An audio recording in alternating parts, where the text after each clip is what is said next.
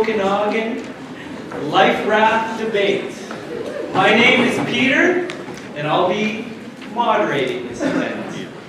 Now, to begin, I would like to acknowledge that the land which we gather here is the unceded territory of the Syilx peoples.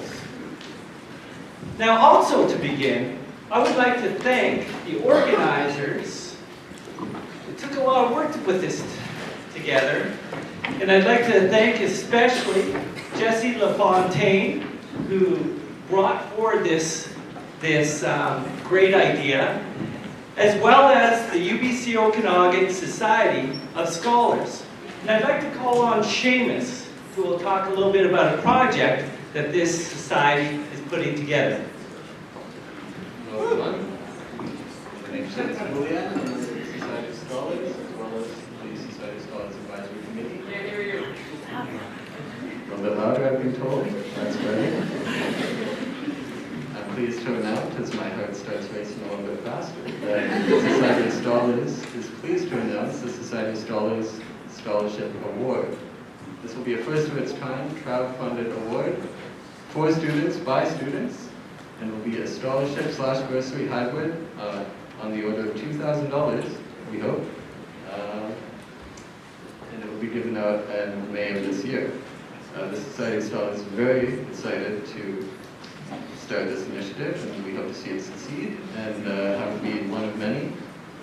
You'll be receiving an email in the coming weeks, if all works out, with the link to the crowdfunding page on UBC's crowdfunding website. And we hope that you share it around, share it with anyone you think might be interested, and thank you. Enjoy the show.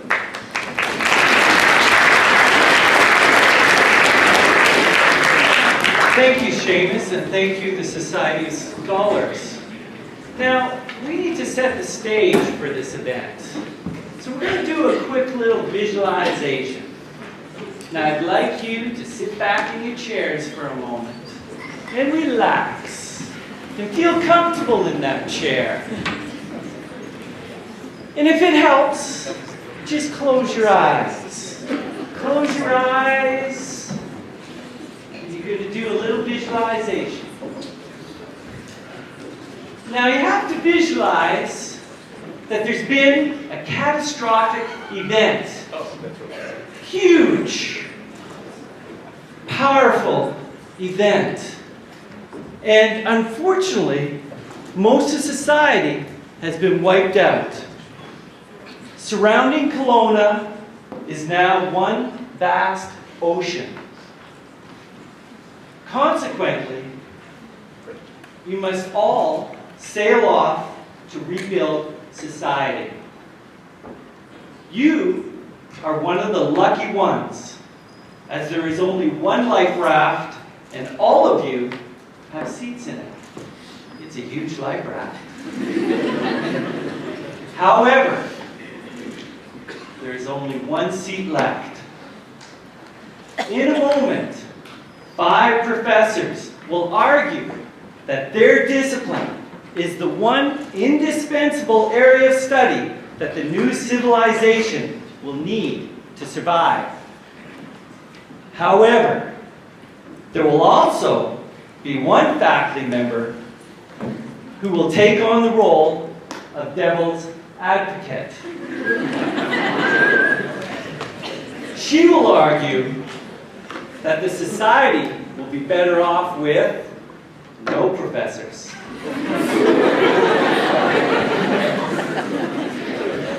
Now you will need to listen carefully, because you will have the power to vote and change the course of the future. You, the members of the Life Raft, will choose whether you take on one of these professors with you or leave them all behind.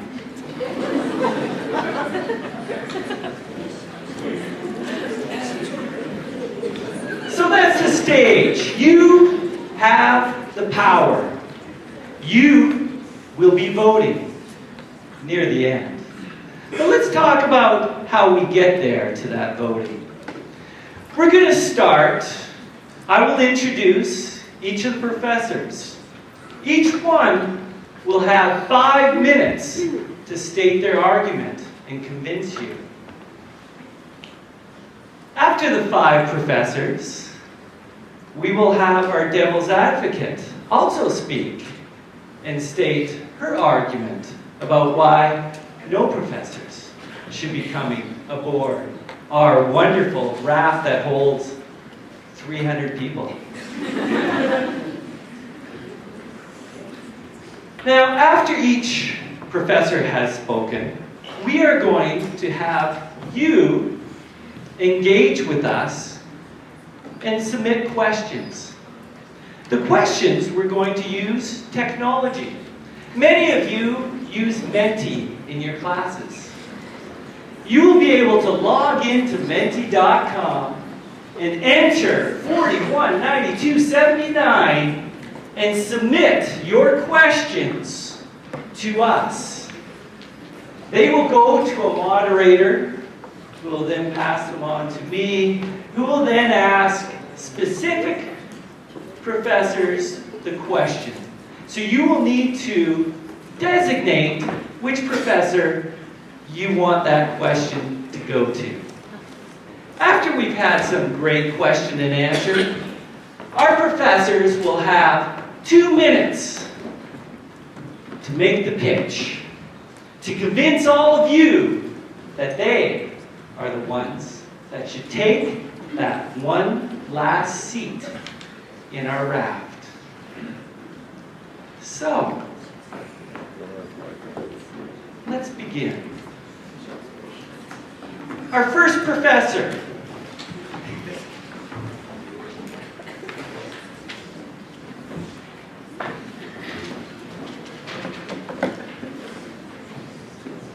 Our first professor, Dr. Christine Schreier, Associate Professor of Anthropology, who specializes in linguistic anthropology, the relationship between language and culture. Her research focuses on language revitalization in Canada and, more recently, in Papua New Guinea, as well as the relationship between endangered language communities and created language communities. She has done research on the Navajo speech community from the movie Avatar, and is known for creating the Kryptonian language for the Man of Steel, as well as the language spoken in the movie Alpha. She has learned the art of making fish head soup, that could come in handy, from her Tlingit friends, and the art of crossing at river at low tide from her Kala friends in Papua New Guinea. Welcome, Christine Schreier.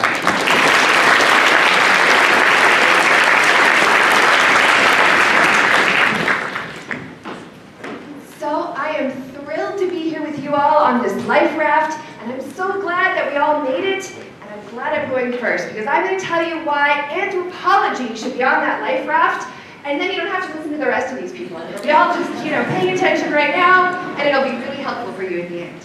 So in case you don't know what anthropology is the study of people, at all times and in all places. And because we're the only people left in the world, that means all of us.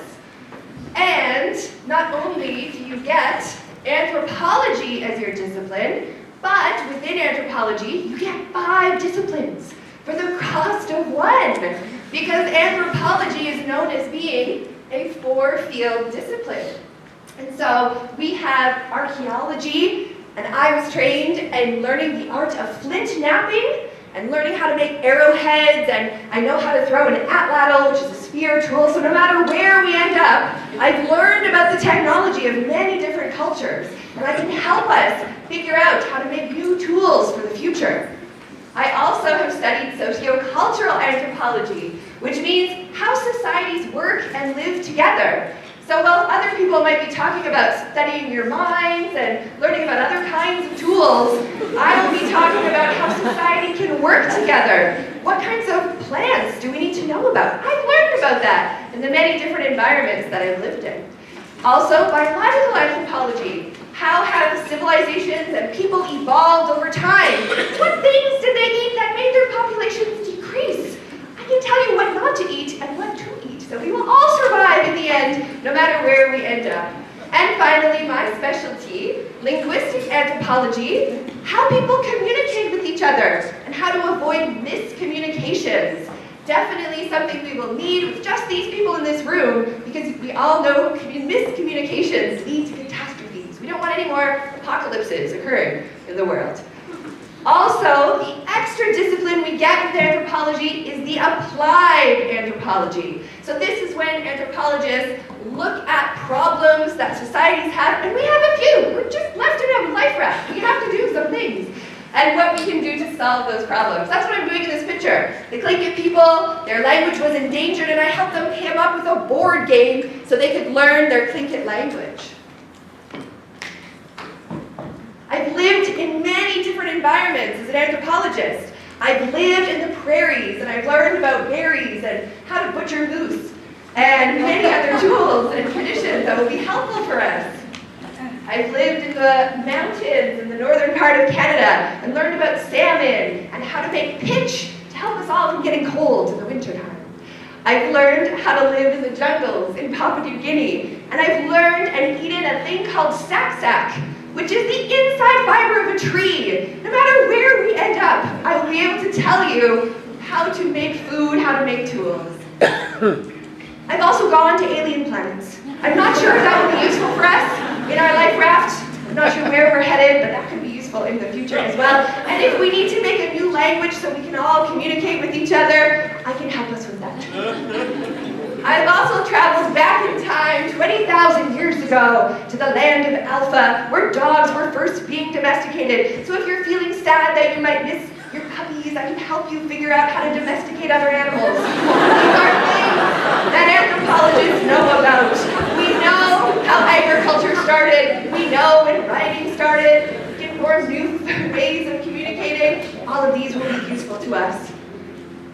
I've also, as I said, learned how to butcher a moose and also how to scrape moose hide so that if we need to make new clothing, if all of the clothing we're wearing suddenly deteriorates, we can make new stuff.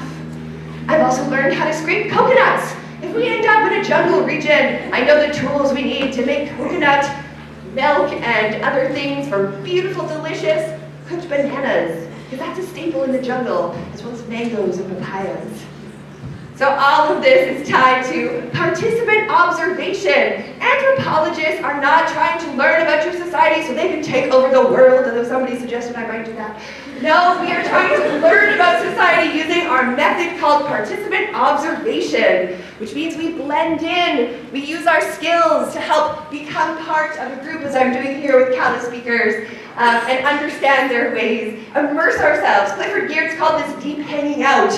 I'm genuinely curious about all of you in the room, and I want to learn more about you, and I've trained other people to do it as well.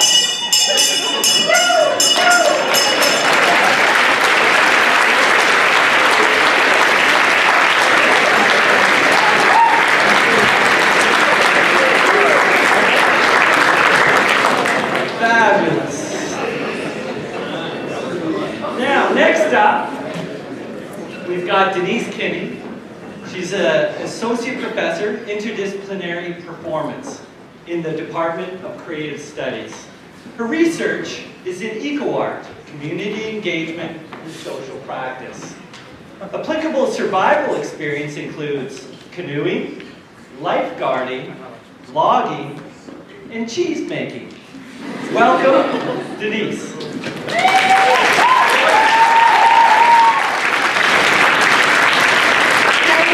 So as Peter said, I teach in creative studies. We teach artists to make work in response to the world around them. And I've worked all over the world, from the shores of Cyprus to New Orleans, in forests, in prisons, with refugees and environmentalists. But most relevant to this discussion is in my early years, I survived as an actor. Here, and I have experience with things most people don't.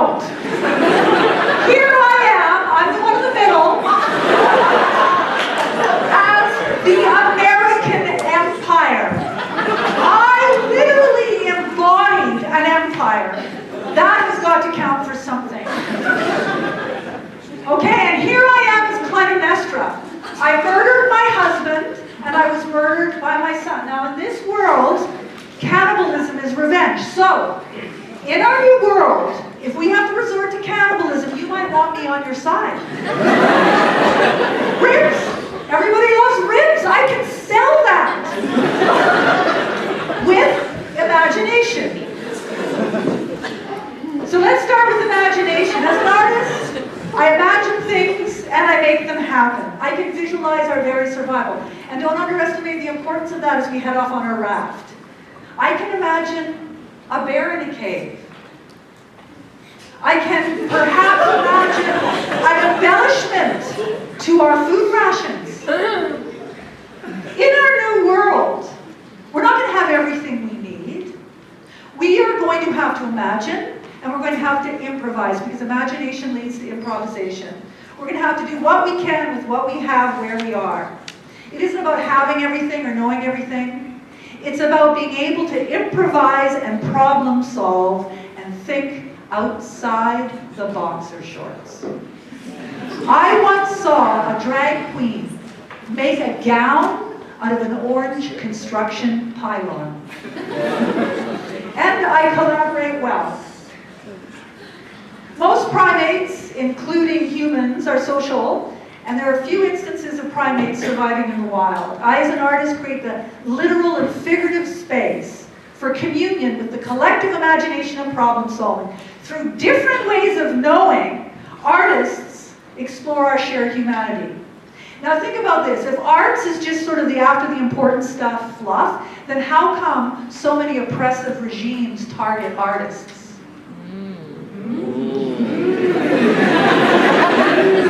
Now I know we're all responsible for the predicament we're in, but I can safely say that artists have been ringing the alarm bells for millennia. Indigenous storytellers told stories about reciprocity. A few thousand years later, the Greeks wrote plays about hubris. A few thousand years later, and Bratinsky is doing photographs exploring the dilemma of the Anthropocene. Yes, we grapple with the big things. And this brings me to my last point.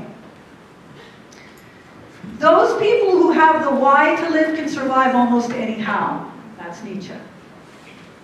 We literally come before the problem solving. We are the reason you're going to want to solve problems in the first place. The why. Now, Viktor Frankl, who was a neurologist and a psychiatrist who survived Auschwitz, believed that in order to survive, we must find meaning in our suffering. And we'll always suffer no matter how hard we try in our new world. But we have to have the why to live, to survive those challenges. As artists, we're always questioning, we're asking where we're going, how to get there and all that. But I just want to say as a final note, if we don't want to end up back on the raft again in the future, we artists are also great at depicting and communicating all the choices and experiences we have along the way. Now, I know anthropologists can do that too, right? But hey, we can put it to music.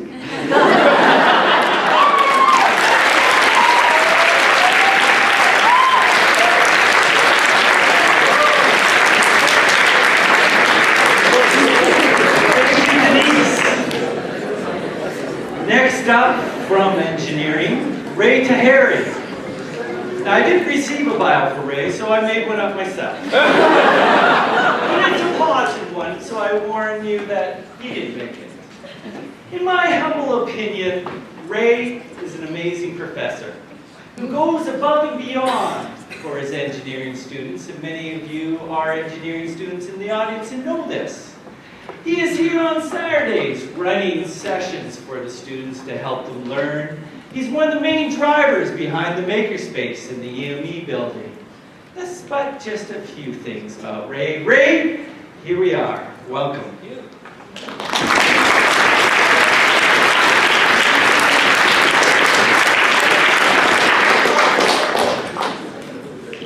Some technical glitches.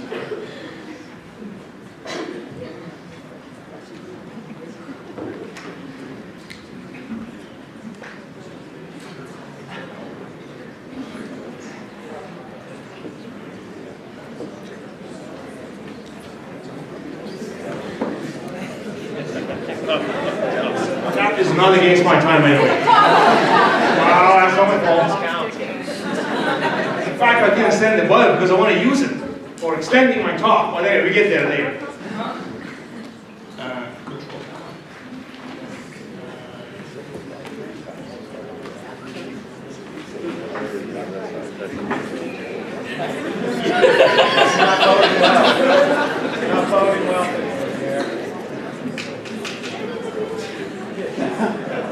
That's what we want. An engineer can't make technology faster.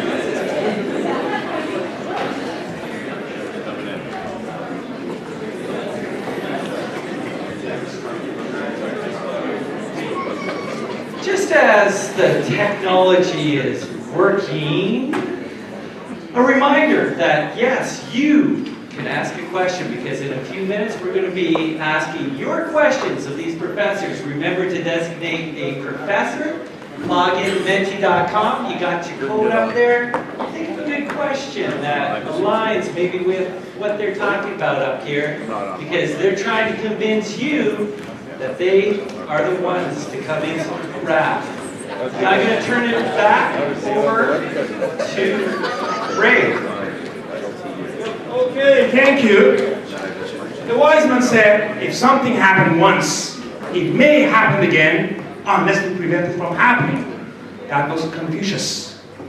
Before I tell you why I must be the person who will sit in that raft to guarantee the continuation of the journey of mankind, let me take a few steps back and tell you why we end up where we are now. Well, maybe I should control it from here. Yeah. Okay. Well, everything started from the time that we lost our connection with our motherland. We are in the doom of mankind. We are to a point that there is no hope for us. We are in the darkest moment in our lives. Let me do this up. No, that's okay. I can arrange that. Well, the reason is because our most compassionate mother, Mother Nature, disowned us. The reason is because we turn our back to our mother. There was a time that we actually used to live in peace and harmony with our Mother Nature. We have heard it from our great-grandparents. There were some artifacts showing it. What happens that from this point, we get to this point? Well, everything started from the moment that we turn our back to our Mother Nature. We tried to battle with Mother Nature. We lost our way. We forgot about the right and wrong. We destroyed our moral paradigm. We destroyed our environment. We created drastic climate change because of the extinction of thousands of species. And then we went to economical crisis. The last step was social crisis, and the global conflict was imminent. Well, this is what has been done already. At this point, we are facing two major challenges. Number one, we do need to get this raft to a happy land, to a promised land, to a safe haven. What do we need for this to be accomplished? What are the requirements? Well, we need someone who actually can give us clean water. We may stay there for days, weeks, months, maybe a year. How we can sustain ourselves without clean water? We need to navigate through a stormy sea, mountains of water. We need to be able to repair this raft if it gets damaged, and it will get damaged. We need to create apparatus with which we can hunt and we can create a resource for our food. Well, let me ask you, how many of these brilliant people has the capability of doing it? I see only one person who's brilliant. But let's say in a parallel universe, one of these people can highly unlikely get us to the promised land. What is the next step? I heard you said rebuild. the civilization. That word build is like a melody to my ear. Build! How many of these people can build? What do we need for building? A civilization. We need infrastructure. We do need to have abundant supply of fresh water. We need to have clean energy. We need to have a healthy food source chain. We need air. We need technology. We need sanitation. You know what? The answer of all these questions in the hand of engineering. Sustainable engineering. Well, let me continue with the interesting argument. The fact that we have this argument is because there is a raft, there is a vessel, there is a hope for the last beacon of mankind to continue the journey. Who built that raft? Was it a Roman alchemist? Was it the wonderful and remarkable psychologist?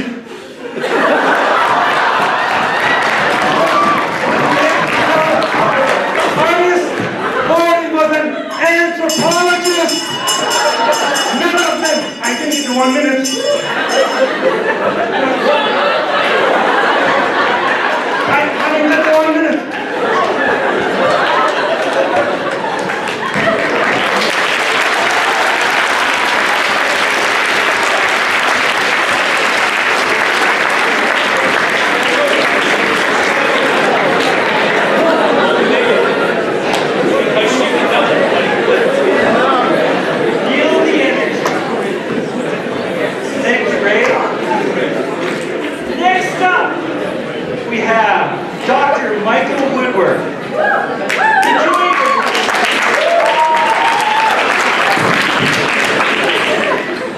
UBCO in 2004 and has been here since it first opened its doors.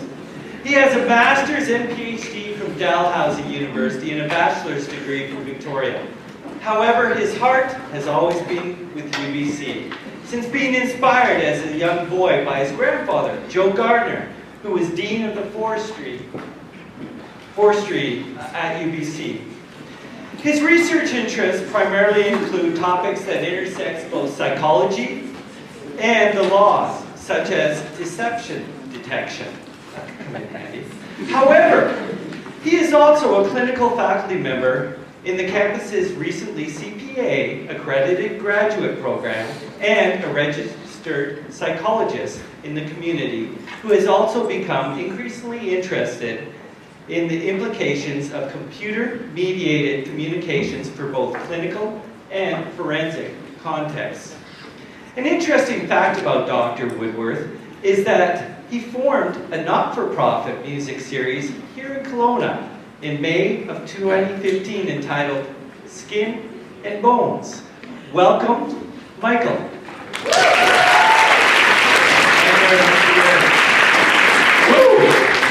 Wow, you know, I'm going to throw a bit of a glitch in this whole process by just saying, I think I'm voting for Ray. That was one of the better things I've seen in a long time. Wow. Actually, I'd like to vote for all three of the, but really when it comes down to it, oh, whoops, sorry. No, that's okay, but that's supposed to go at the end when I win. This is a bit of a mistake on my part. I do apologize for that. But really, when I was asked to do this, I thought, what low-hanging fruit? I mean, of course psychology should get the spot on the raft. So today I'm going to talk a little bit, tiny bit about the Rolling Stones, some Beanie Babies and dogs.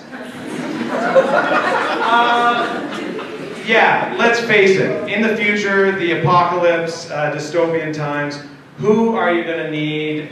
You're going to need a psychologist. I mean, when you go on a trip, what are you looking for? Some big, new, scary experience? What do you want to have come on that trip with you? Psychologist. Whoa, okay. Thank you. $20 to come later. You need some sort of guide, right? And some people may not realize two of the things I think people are going to be experiencing in this new challenging world: anxiety and depression, that makes up about 80% of all psychiatric diagnoses.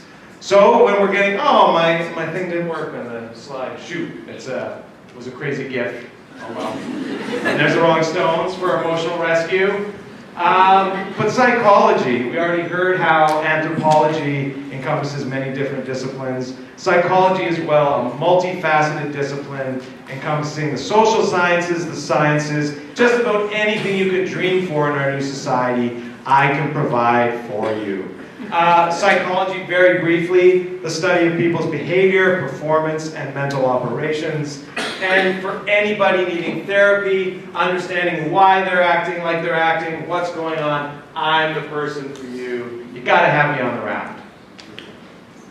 Psychology also encompasses many different diverse populations, different genders, and yes, mental illness, talking about the cost for our new society and building it. A whopping $50, no, not $50, not $50,000. How much does it cost Canadians, 1 in 5 suffering from some sort of mental illness? It's actually $50 billion a year. So I can save you a lot of money, which everybody likes. And of course, now let's talk about Beanie Babies. We're going to talk about Ariel and friends Izzy, Mini Ariel, and Peanut. And these Beanie Babies, I think it's important with the precious amount of time I have, they go for about $500,000 on eBay for anyone who's interested in buying these 4 characters. A really interesting recent case, a divorcing couple, Francis and Harold Mountain, were unable to agree on how they should divvy up this probably about $5,000 collection of Beanie Babies while they were going through the divorce proceedings. So what ended up happening is the judge determined they would actually go into court and on the floor, and yes, I do have a picture of this for all your viewing pleasure, divvy up these Beanie Babies one by one. So there they are. Think about our future world class and all of us together on the Raft. When we get there, resources will be scarce. There'll be a lot of disagreement of how we're going to divvy things up. Thank you. And I would say we have to avoid this Beanie Baby scenario. I'm the person to help you avoid ever having to go through something similar to this in our new world. Here's some antidotes to the Beanie Baby scenario. Things with psychology you can think about: improving communication, building self-confidence, enriching your careers, staying alive, and building better relationships. And finally, coping, clarity, connections with others, and cooperation, and being genuinely understood and not judged. However, if I can't come with you, I don't think all of my dear colleagues, I would say bring a dog. Yes, bring a dog for the last spot on the boat in terms of their ability to genuinely understand you and not be judged. So it's either me or a dog. Thank you, good night.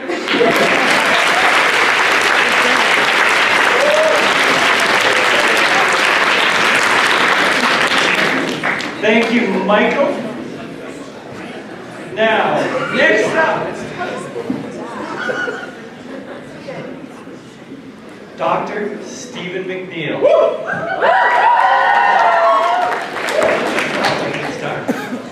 Is an associate professor of chemistry, a 2009 recipient of the UBCO Okanagan Award for Teaching Excellence and Innovation, and the 2018 recipient of the UBCO Okanagan Killam Teaching Prize.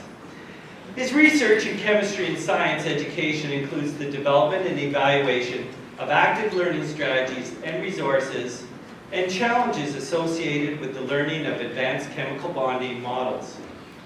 According to RateMyProfessors.com, he is the epitome of excellent, middle-aged teaching. Most of Steve's radio interviews have been about chemistry, but on 2 occasions, he was talking about pirates. Welcome, Stephen.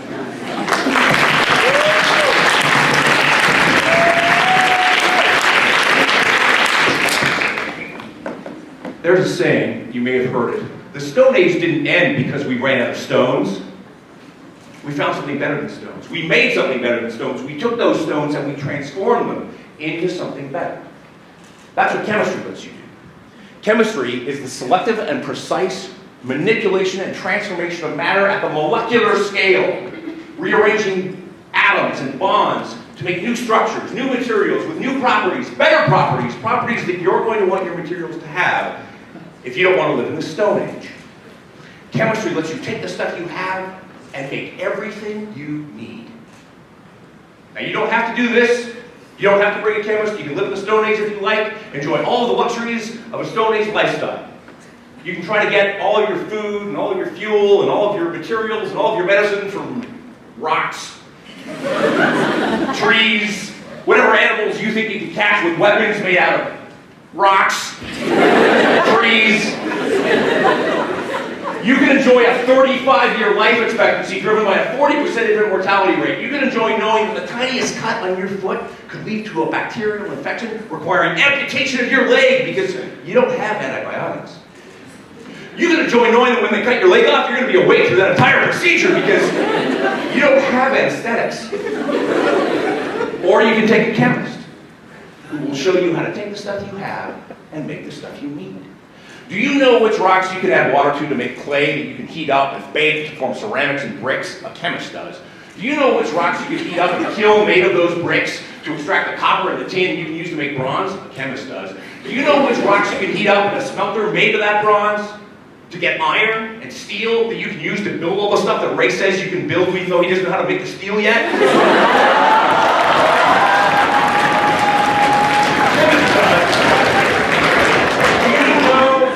Potash from hardwood and soda ash and seaweed and use those to make soap or combine them with molten sand to make glass. Do you know which plants contain the molecules that you can use to reduce inflammation, drop a fever, manage pain? Which part of the plant, the roots, the barks, the trees, should you use water or milk to extract those molecules? The chemist knows those things. You know what we should make? We should make electricity. Electricity's awesome. How do we make electricity? That's easy. You need wire and a battery. How do I make a wire? That's easy. You need copper. Do you have a chemist? You make plenty of copper. How do you make a battery? Well, you need some copper and some zinc and some acid and maybe you have a glass jar, ceramic jar you can put it in. Well, that's easy. If you have a chemist, you can make all those things. We can make electricity. Fantastic. That's amazing. What should we do with it? Run electricity through salt water, you'll make chlorine gas. Add chlorine gas to your drinking water, you just eliminate cholera. Amazing! You can do that if you had a chemist. Take some gallon and heat that up, you'll make lead oxide. Combine that with some sulfuric acid, you've made your batteries rechargeable. That's amazing. Take some pyrite, heat that up. That gives you the sulfur dioxide. You can combine that with chlorine gas we just made, or with the charcoal that we just made. You can get sulfuryl chloride, add that to water. That's where the sulfuric acid comes from. Combine that with alcohol, diethyl ether, now you've got your anesthetic. That's amazing. You can do all of that if you have a chemist. Here's the good bit. With the chemist, you've got glass, you've got ether, you've got acid, you've got soap. All you need is one moldy cantaloupe, and we have everything we need to mass produce penicillin. That's amazing. With a chemist, you can take all the stuff that you have and make everything you need. Or, you could not bring a chemist. You could stay in the Stone Age, and you'll probably die of syphilis.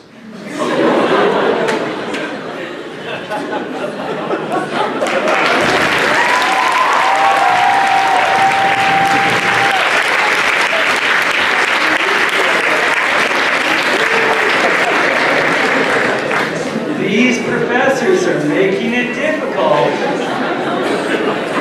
They're simply amazing. Now, to argue that we shouldn't bring any of these wonderful professors, we have Dr. Marianne Legault. She's the Associate Dean of Undergraduate Studies for the Faculty of Creative and Critical Studies. Our Devil's Advocates research area focuses on fairy tales, but she doesn't believe in Prince Charming. Not surprisingly, her idea of happily ever after requires a bottle of vintage French Bordeaux and the odd Killing Eve episodes. Welcome, Marianne.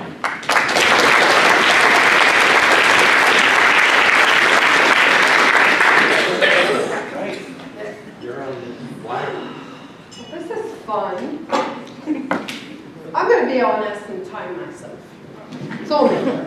But I've got all the stuff, so nobody can interrupt me. All right. Well, okay. That was very entertaining, but completely useless. I'm going to start with my beloved colleague, the anthropologist.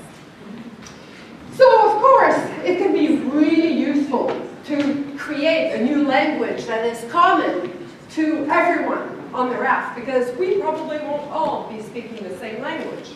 Okay, that's good. But once that's done, then what? So, Christine told us that she could throw an arrow. Fine, but can she aim? So, Christine said that anthropology is the science of studying people. I don't know about you, but I sure don't want to be studied all day long.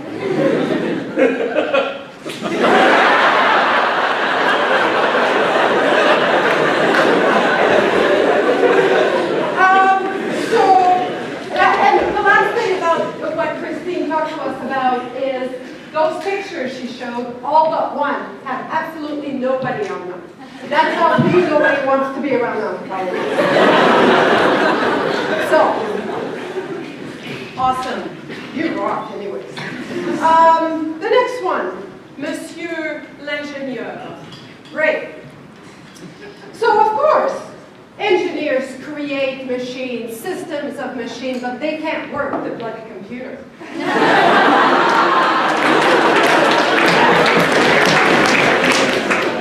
The machine is what got us in that pile of crap to begin with, right?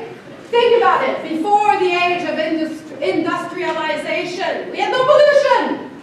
Now everybody's got asthma, right? We're allergic to everything. The machines.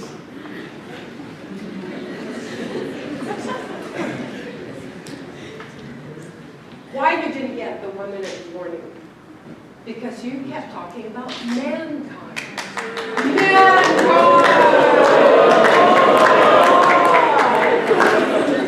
Stone Age. Okay, so engineering is why we're here to start with.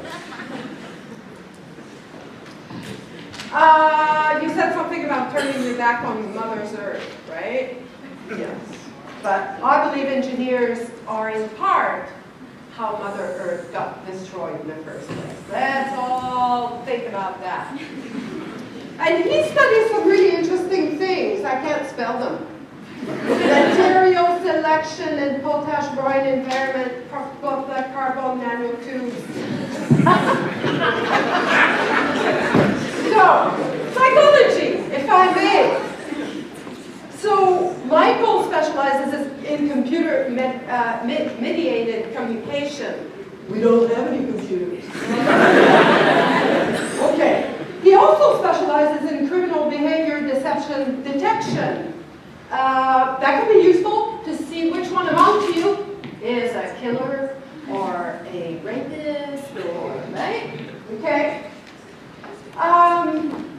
So that could be a really useful thing. But what really worries me is, you know, can you imagine yourself sitting in front of a psychologist on the raft for like days and days and days? Do you really want to be talking to a psychologist for, you know, 24, 48 hours, 72 hours, 2 years? This guy staring back at you the entire time. I would go with the dog myself. Okay, so finally, no, not finally. I have, of course, my colleague, the performance artist, Denise, who put on a really good show for us. Now, on that raft, you're going to need some entertainment, that's for sure. After all, right? The arts and performing arts, they've been part of humanities forever, like thousands of years. But what if theater's not your thing? And so, how entertaining can it be to watch the same one-woman show over and over?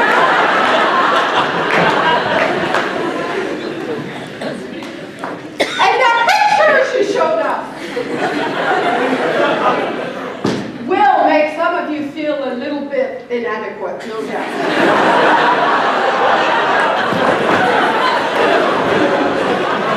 Finally, my colleague, the chemist, I will say to you, dear sir, if I may in 30 seconds,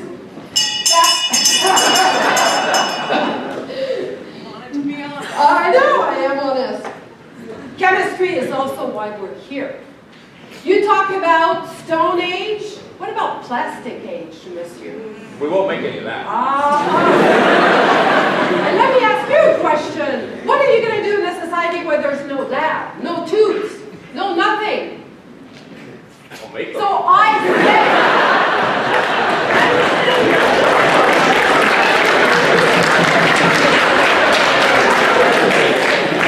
say to all of you, none of these individuals belong on your raft. They're dangerous. Or boring. Thank you, Mary.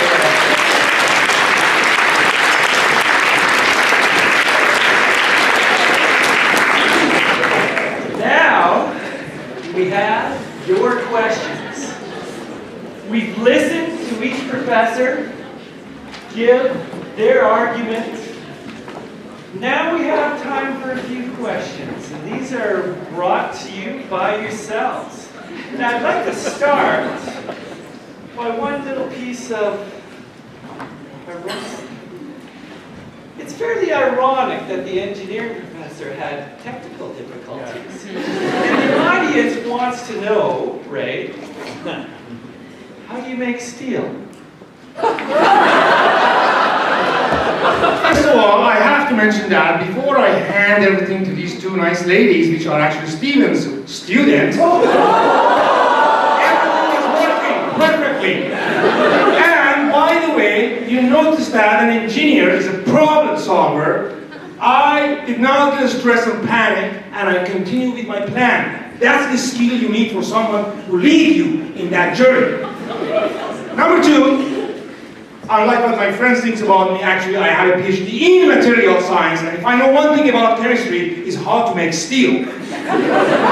If you want, I can fill up the whole whiteboard, but obviously there are 3 kinds of steel, low, medium, and high carbon steels, and we can make it in different ways. But, okay, do I have to continue? Or? No, that's good. I'll get that 1 minute back. Thank you, Ray. And yes, Marianne, you can... I can feel Yes, those you questions, got it. right? Okay. Yes, you All right. can I just want to answer. make sure, because Yep. I kind of thought maybe it would be interesting to not necessarily get the people to answer those questions themselves. Mix things up. Bring it Okay. up. Yes. Okay. So the next question for Michael from the audience here. If we bring the psychologist, would he make us memorize everything? Michael. Memorize anything? No way. Absolutely not. You don't have to memorize anything. I will give some proven techniques for detecting the intent in others purely through soul. Okay, you've just explained why you shouldn't be on the raft.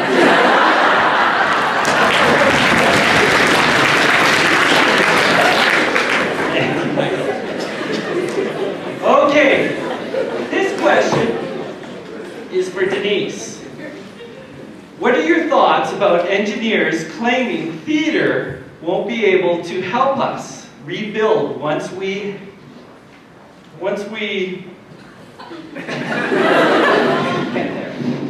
get there to the promised land? Denise. Well, before we have all these ingenious ways of doing things, we have to have the imagination, the desire, the meaning, all of that. That's what I talked about in terms of what we have to offer. But really, I just wanted to sort of explain what we did, but in reality, I'm kind of a little bit confused as to why we can't all go on the raft. I mean, if we're really going to make a new world, this is sounding a little bit like a wall to me. Oh, honey, you're this close to whining right now. No, I know, should, we're also effing smart. Can't we just work together so that we can all get on the raft? I mean, really, an engineer, if he could probably calculate how many pounds we would all have to lose so that we can all go on the raft. Let's create a world where nobody gets left behind. Shouldn't we? What kind of world are we making? I know you're thinking, oh, it's the artist, right? Pie in the sky. But wasn't it this divisive, competitive, narrow thinking that got us into this problem in the first place? Really? So I'd like to just invite all of my colleagues, and even Professor Legault, on the raft. Let's make a raft together, or at least expand, improvise on the raft, so we can all go on the raft. Now, am I missing something here in this? That's really my response. It has nothing to do with what the person asked me. I just really wanted to say that. I'm a bit confused by this whole exercise. Thank you, Denise, for wonderful thoughts. Okay, next up, question for Christine. How will you deal with the 3% of psychopaths on the raft? See, there's about 300 of us, 3%. Well, there's a few psychopaths. Well, I would say that a psychopath is a culturally defined term, and perhaps in our new society, socially constructed world where, words like anxiety don't exist in our language, or depression, or psychopath. Perhaps in other cultures, those are just people who need different jobs to have outlets for their tendencies in their mind. So I would say that a lot of the things that are being considered by the psychologists perhaps are not existing in other, as some people call them, Stone Age cultures, when really we're considering indigenous cultures, similar, different cultures that have been in existence for millions of years. So why are we so focused on what Western society was when we could be defining things in new terms? And that would be my answer.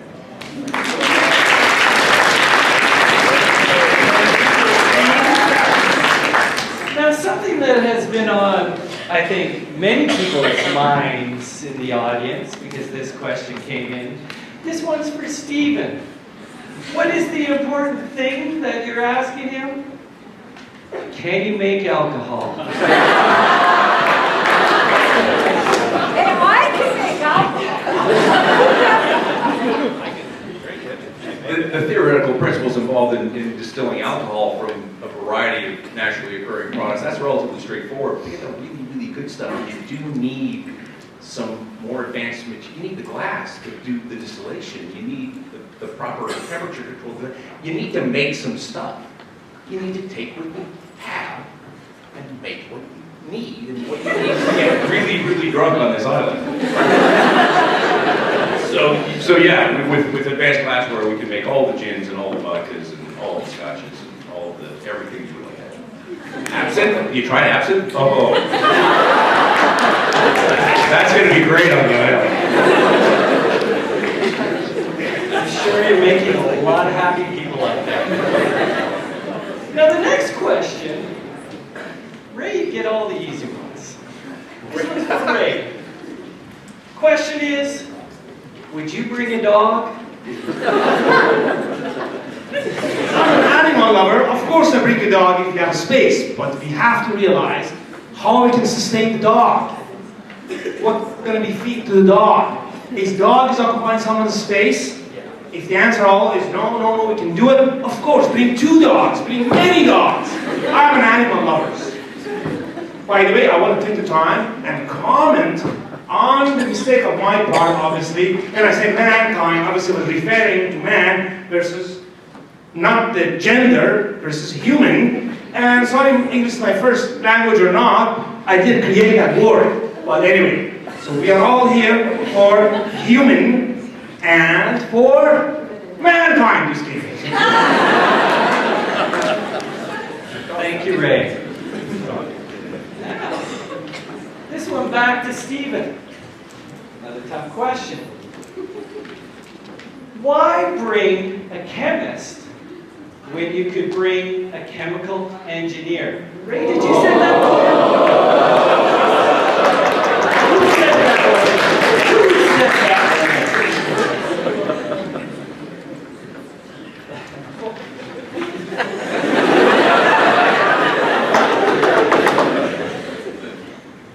A chemical engineer is still not going to be able to build anything unless you've got the raw materials. You need the cement first, you need the concrete first, you need the bronze first.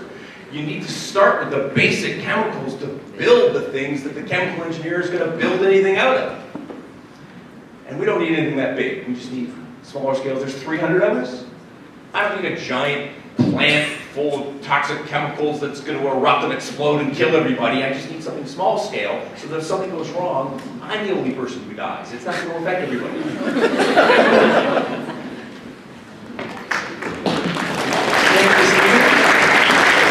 Now, we haven't asked a question of the devil's advocate. And the audience would like to know, if the devil's advocate had to choose someone, even though she's advocating for no one, who would you choose? Oh, you got a mic. I am mic'd. I would choose The dog.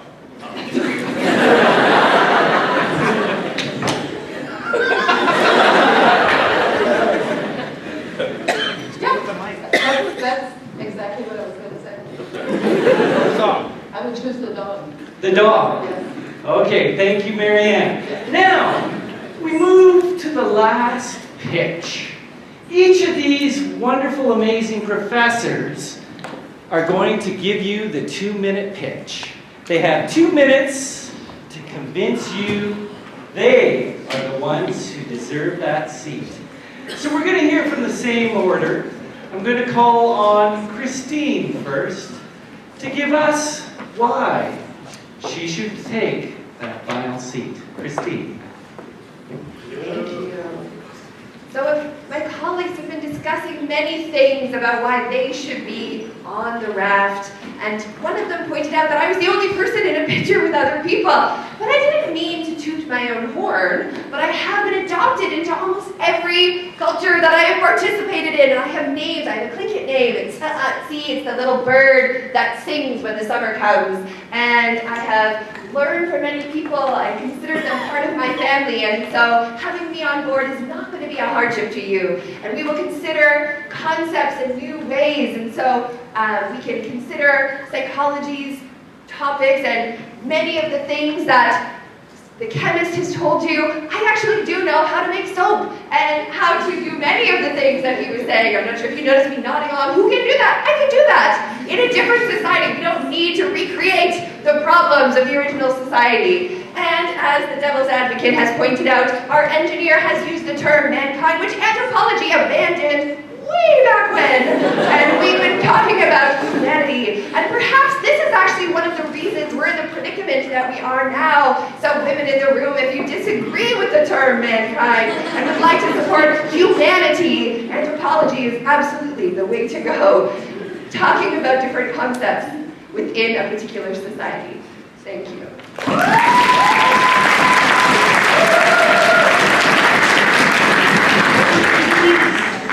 Okay, I still am on this idea of, like, let's just all go on the ride.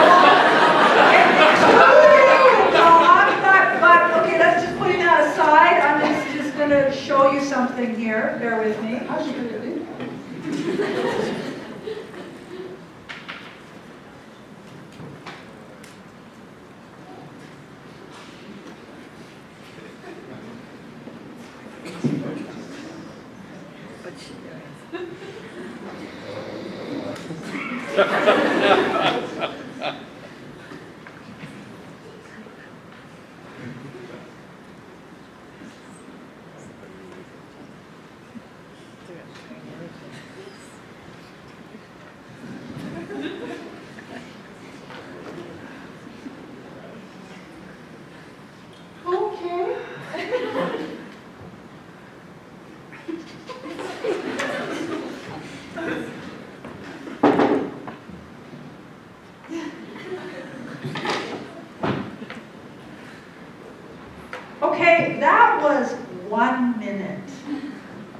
without an artist.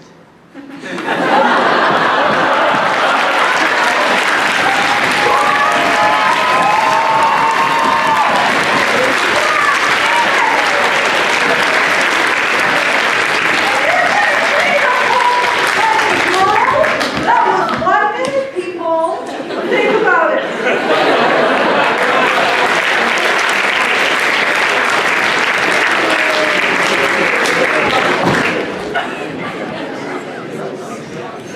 Well, I made it very easy for you to make the decision. Obviously, I told you the argument. You have to be able to reach to promised land. What good it does if you're not in the raft? You are in the water. The only language you need to speak is the language of sharks. What is it good to know how to make penicillin when you are starving? And what is good for being a great artist, but you don't know how to navigate and you're turning around until the eternity? I don't even talk about a psychologist. Well, I have a good news for you. There is someone in this room can guarantee that you will reach to the promised land. I am the only ray of hope you have. And there is an alternative. One of my brilliant colleagues, if you vote for them, of course there will be a light at the end of the tunnel. That is an incoming train. I guarantee if you vote for me, in the next debate, we are not going to talk about who's going to get to that damn raft. We will debate about what planet we need to conquer to be on the top of our food chain and sustain the supremacy of a superior species. I am your only hope. The fragile crystal ball of humanity is on your hand. Don't drop it. Embrace it. Make the right decision and make me to get to that raft. You need me to survive.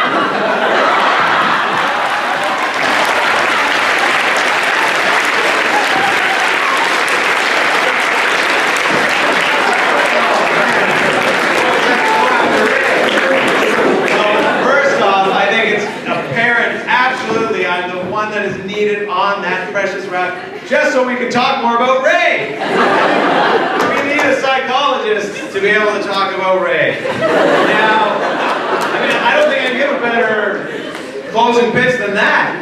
I will say it was brought up that something like a vicious psychopath is culturally defined, cultural term. However, tellingly, while that is true, that's because there is a term for them in almost every culture. In fact, in the Inuit culture, they're known as the Kuligeta. And if you want to be certain that you don't end up getting duped to the delight of a Hannibal Lecter type character on your new environment, you will need me there to help you through to the path of clarity through the woods of the psychopath, while also getting amazing spa for the mind. Please, please bring Dr. Woodworth on the raft. That's all I got.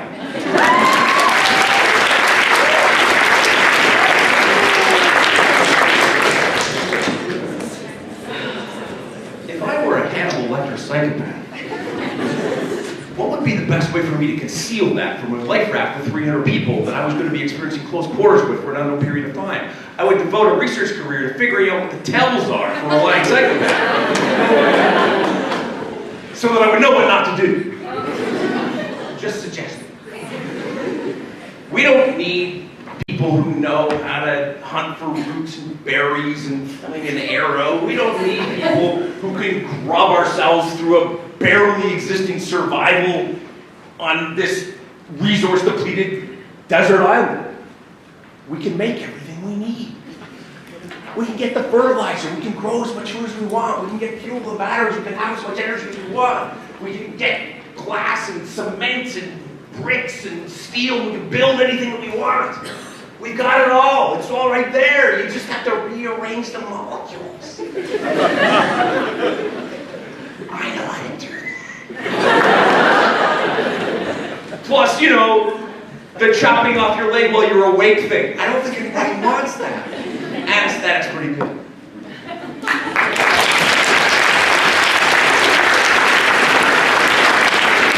Thank you, Stephen.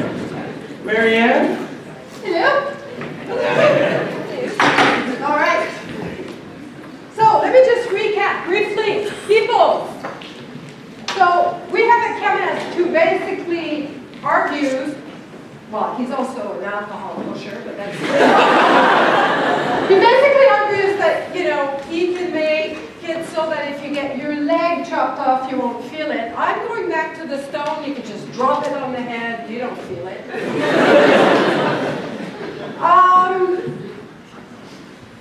Michael, you talked to us about how costly mental health is in Canada and how you can save us billions of dollars in our new place where we have no money.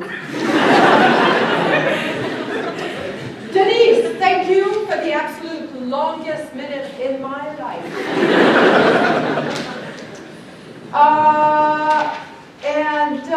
Ray. Yeah, I'm not going to say I know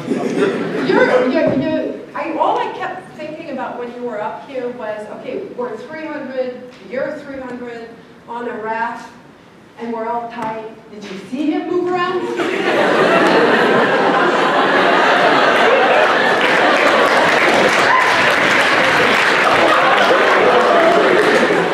So that would be the solution to Denise, having everybody on the raft, because now probably half a dozen of you are dead. Christine, she says she can make soap. We don't need a chemist to make soap. That's great, so now we can all smell good. Perfect. I will finish by saying that I think you should pick me. Yes. Because like Denise, I can entertain you at night with my fairy tales that go back thousands of years and they're really naughty. I can give it to you straight because I can see right through you because I've got the big guy to help me. You know, the big guy? Not that one. That one. I can even put in a good word with this big guy so that when we drown, you don't go down there, you go up there. So I think that that's really a good deal for you. Think about it, because there's no way that 300 of us are going to survive, especially if Ray's walking like that. Thank you, Marianne.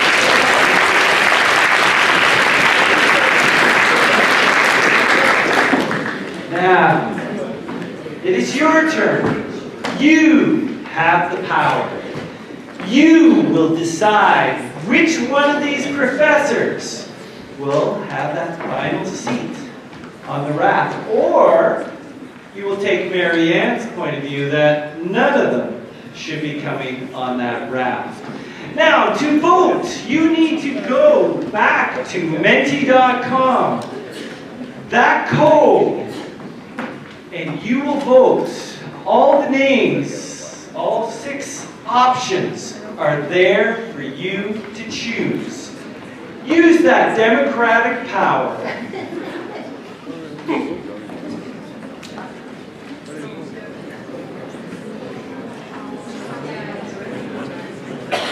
You have 3 minutes only to put in your vote. So hopefully there's internet.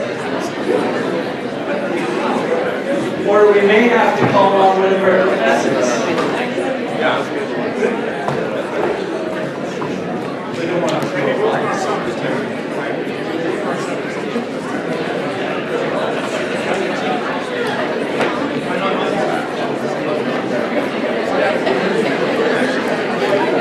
I don't know.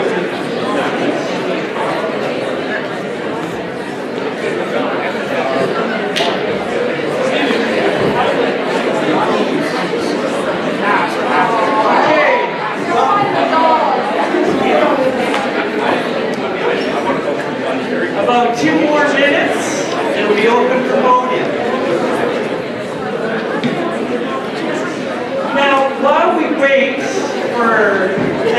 finish their voting,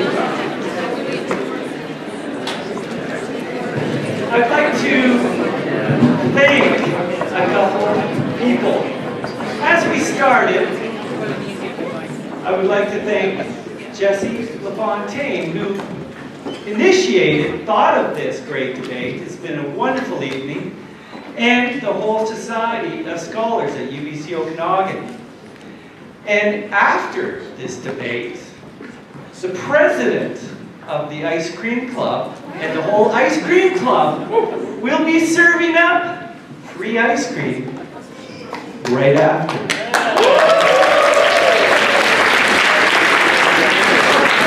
And as we wait for the polling results to come in, I would like to ask our Deputy Vice Chancellor, Deborah Buzzard, to come up as she will be awarding the victory paddle to the victorious professor tonight.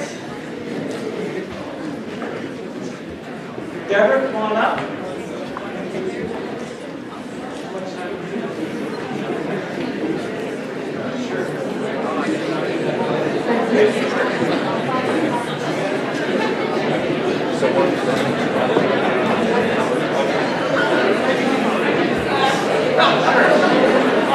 Also, before we announce, I would like to thank all of our professors who have done an amazing job tonight arguing for their discipline. A round of applause for our professors.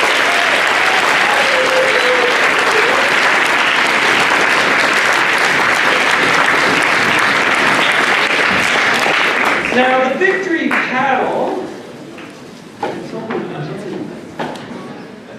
the winner of the victory paddle will be asked to come back next year to defend against all challengers. So this vote is very important tonight, and as you can see, we have a full house.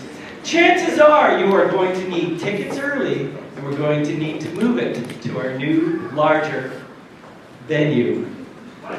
Now, we will need a larger life raft, you're right. Now, Deborah has been handed the results. Like the Oscars here.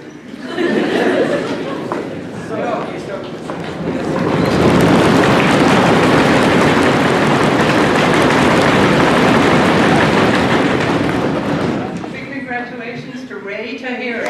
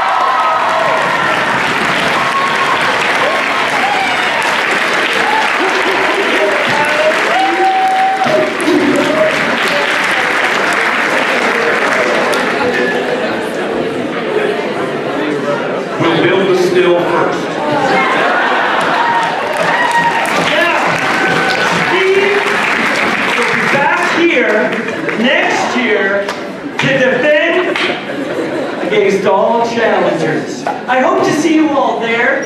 I'd like to thank again our organizers, and remember, just outside these doors is ice cream.